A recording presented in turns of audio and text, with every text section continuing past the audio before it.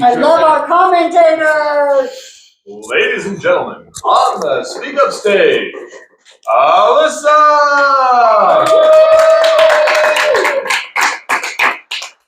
I look over to my daughter. She's excited.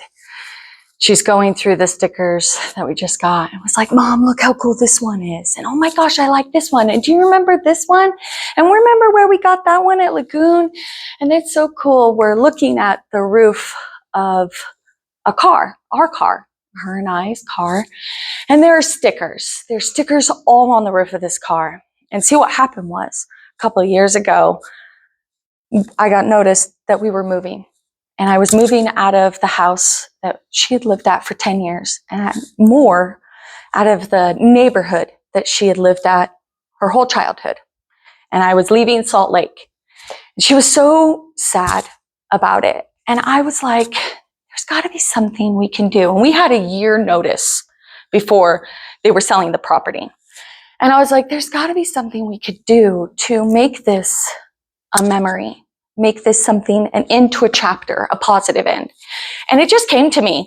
I was like, what if we take the rest of the year and we get stickers everywhere we go, places we've been, all around the neighborhood of your childhood, and we glue them onto the roof of the car. And at first she was like, yeah, great, Mom. That sounds awesome. I'm like, yay, you came up with another idea. But as the year progressed, we went to Liberty Park. We got the stickers from Lagoon, the coffee shop, just pride. Any stickers that I thought that represented like what she would be interested in, what she would like, I would come home and I would show them and she'd be like, oh my gosh, this one's so cute. Look at this kitty. Look at this fairy. And we would sit in the car and we would glue the stickers to the roof of the car, which made such a wonderful moment to the end of an era in her life. And it had made the car so valuable to us. Well, today she sold the car. And she sold the car because she lives in Section 8 with her 3 children. And when I gave her the car about a year ago, she was like, Mom, I'm so excited. I'm so proud. I love this car. I'm going to take care of it. It's going to be with us. We're going to keep it. I'm going to keep it. And I was like, yeah, I'm so happy for that.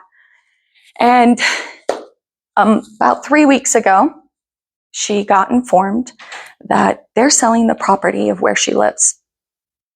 And she has to move now. And currently she's not working. She's a mother of 3 children. It's a full-time job, if you guys know. And she goes into panic mode. What is she going to do? She's already lived 2 years with the children in a shelter. That's how she got into Section 8 in the first place. So she's like, I can't go back to the shelter. I can't take my children back there. What am I going to do, Mom? And I'm like, it's going to be okay. We're going to figure it out. Well, she found a place.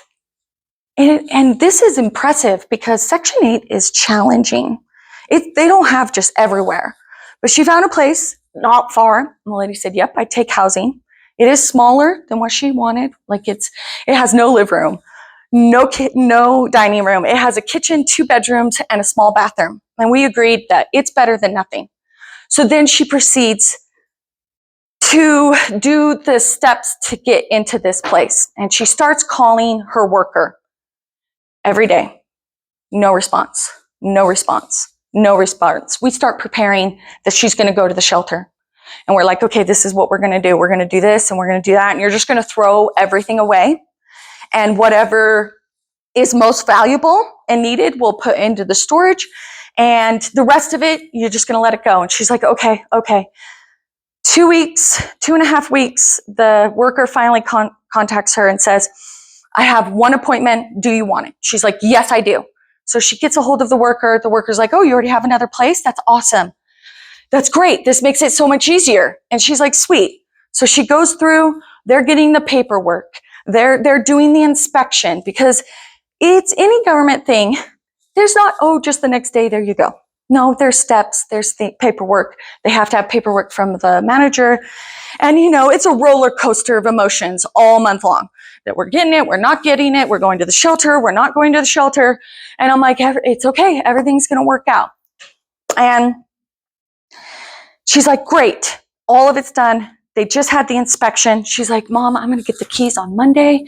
We can move. I'm so relieved. Now me and the kids are going to have a place to live.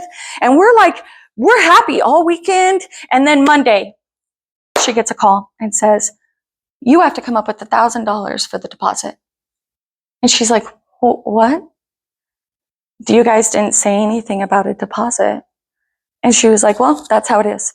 And she calls to the worker and says, is there funds for this? And the worker says, no, there's not. You're responsible for that. And she has till the 31st to move out. And she's like, what am I going to do? And of course she's sobbing. She's upset. Where is she going to get $1,000? Like, she's on housing. She isn't working. And I'm like, well, opportunity is going to come. There's always a solution. There is always a solution. And today she says, I'm going to sell the car, Mom. And I said, well, I understand. And she's like, I'm way upset. I don't want to do this, but it's either that or we're going to be homeless. And I said, well, you sell the car. It's just a car. It's not more important than that. And she said, yeah, I know. And I said, it's okay. You know, we had amazing memories and it's serving its purpose. And she said, yeah, that's right. And I was like, also, I want you to know that what you are doing right now, that is life. Life isn't about not having obstacles or challenges. Life is about coming up with a solution. And sometimes that means giving things up. And sometimes that means shifting and always saying there's an answer. And there's always an answer.